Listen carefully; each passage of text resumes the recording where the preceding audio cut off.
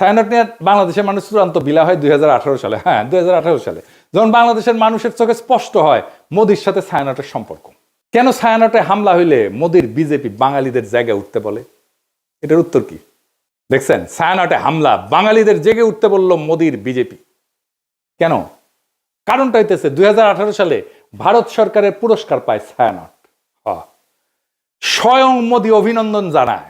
শুধু অভিনন্দন না, ছায়ানটের এই ভারত রাষ্ট্রের পুরস্কার, যার জুরি বোর্ডের চিফ ছিল স্বয়ং মোদি, সেই পুরস্কার না আসলে একটা গুরুতর নৈতিক এবং রাজনৈতিক ভুল। এটা কোনো ভারত বিরোধী আবেগ না, এটা রাষ্ট্রীয় সহিংসতা, জনগণের স্মৃতি এবং সাংস্কৃতিক প্রতিষ্ঠানের নৈতিক সীমা, এই তিনটার সংঘাত। কিভাবে? রাষ্ট্রীয় পুরস্কার কিন্তু কখনো নিরপেক্ষ না। রাষ্ট্রীয় পুরস্কার মানে এই প্রতিষ্ঠান আমাদের রাষ্ট্রের নৈতিক এবং সাংস্কৃতিক বয়ানের অংশ। এটা কোনো ব্যক্তিগত শিল্পীর সম্মান না, এটা রাষ্ট্রীয় বৈধতার অংশীদারিত্ব। পৃথিবীর বহু মানুষের কাছে মোদি গুজরাটের কসাই নামে পরিচিত। এটা রাজনৈতিক গালি না, এটা একটা নৈতিক অভিযোগের একটা প্রতীকী নাম। বাংলাদেশে মোদি অসম্ভব ঘৃণার পাত্র। বাংলাদেশে মোদি বিরোধিতা কোনো বিমূর্ত বিষয় না, বাস্তব ঘটনা। 2021 সালে মোদি বাংলাদেশে সফরের বিরুদ্ধে ব্যাপক গণপ্রতিরোধ হয়, পুলিশের গুলিতে সংঘর্ষে বহু মানুষ মারা যায়, শহীদ হয়। সাধারণ মানুষ এটা প্রতিরোধ করছে।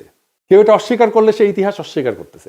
এখন প্রশ্ন হইতেছে, যে ব্যক্তির আগমনের বিরুদ্ধে বাংলাদেশের মানুষ জীবন দেয়, তার নেতৃত্বাধীন জুরি বোর্ডের মনোনয়নের পুরস্কার নেয় একটা রাষ্ট্রের কাছ থেকে, ছায়ানট এটা কিভাবে সংস্কৃতি বলে চালায়?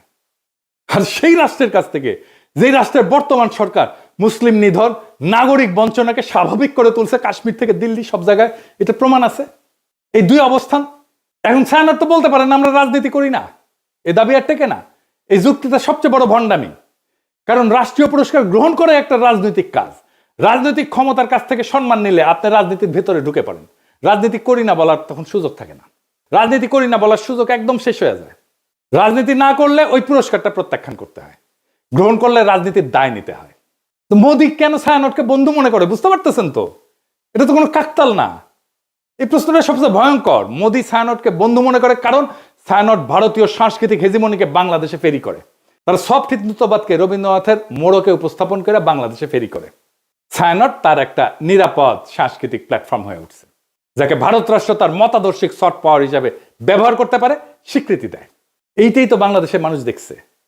তো ছায়ানট কি করতে পারত? পুরস্কার প্রত্যাখ্যান করতে পারত। ইতিহাসে অসংখ্য উদাহরণ আছে যেখানে পুরস্কার গ্রহণ না করাই নৈতিক অবস্থান হয়ে ওঠে, প্রত্যাখ্যানই প্রতিষ্ঠানকে সম্মানিত করে।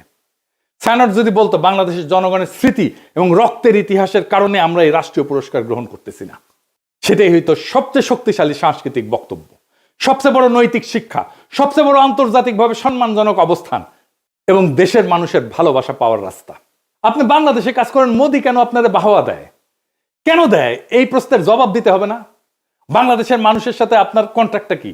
সোশ্যাল কন্ট্রাক্ট কি? আপনি সমাজের রাষ্ট্রে কি অবদান রাখছেন, একটা প্রতিষ্ঠান করছেন? বাংলাদেশের সাথে আপনার কন্ট্রাক্টটা কি?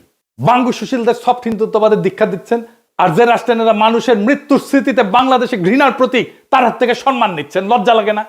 সমাজ তো হঠাৎ করে পাগল হয়ে যায়নি, মানুষ হঠাৎ করে সংস্কৃতি বিরোধী হয়ে ওঠেনি। এটা জমে থাকা একটা দীর্ঘ বিচ্ছেদের বহিঃপ্রকাশ। বাংলাদেশের মানুষ এমন ছায়ানট চায় যে তার দুঃখে কাঁদে, তার স্বপ্নে সহযাত্রী হয়, তার কল্পনার ভাষা হয়ে ওঠে। বাংলাদেশের মানুষ এমন ছায়ানট চায় যে মোদির অখণ্ড ভারতের কল্পনাকে রবীন্দ্রনাথের সুরে ঢেকে দেয় না, বরং সুরে ফেলে দেয়। যদি ছায়ানট নিজেকে সেইভাবে পুনর্গঠন করতে পারে, জনগণের স্মৃতি, ক্ষত আর আকাঙ্ক্ষার পাশে দাঁড়াইতে পারে, তাইলে ছায়ানট আবার উঠে দাঁড়াবে। আর যদি তা না পারে, যতই মানববন্ধন করেন, গান আর প্রতিবাদ করেন, ইতিহাস তাকে ভাঙবে না, মানুষই তাকে ছেড়ে যাবে। আপনি ছাত্রই পাবেন না, কেউ আর গান শিখতে আসবে না, কেউ আর সেখানে নিজের স্বপ্ন খুঁজবে না, কেউ নিজের কল্পনার সাথে ছায়ানটকে জুড়বে না। আপনার কালচারাল লেজিটিমেসি কোলাপস করতেছে। কারণ সংস্কৃতি টিকে থাকে মানুষের ভালোবাসায়, মানুষের মধ্যে, গণমানুষের মধ্যে, রাষ্ট্রের বাহবায় না। আপনারা তো জনগণকে হারায় ফেলছেন, ভারতকে পাইছেন, জনগণকে হারায় ফেলছেন। যে সংস্কৃতি জনগণকে হারায়, সে শেষ পর্যন্ত কালের অন্ধকারে হারায় যায়।